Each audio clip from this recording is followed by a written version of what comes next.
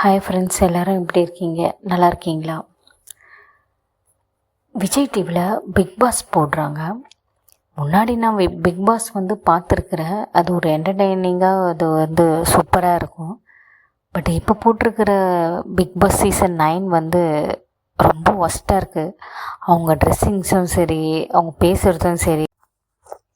எனக்கு என்ன தோணுதுன்னா, அந்த சீசன்ஸில் இருக்கிறவங்கள ஆக்சுவலாக பிக் பாஸில் போடுறதே ஃபேமஸ் ஆனவங்க, யூடியூபர்ஸு, ஃபெமிலியர் ஆனவங்க, ஆக்டர்ஸு அந்த மாதிரி தான் போடுறாங்க.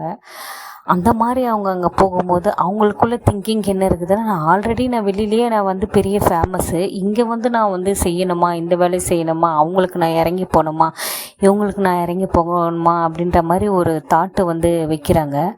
ஸோ இதில் என்னென்னா, நம்ம எந்த நிலைமைக்கு போனாலும் சரி, பிஎம்மாக இருந்தாலும் சரி, சிஎம்மாக இருந்தாலும் சரி, எந்த லெவலில் நம்ம இருந்தாலுமே நம்ம அங்கே ஒரு கண்டஸ்டண்ட்டாக போயிருக்கிறோம்.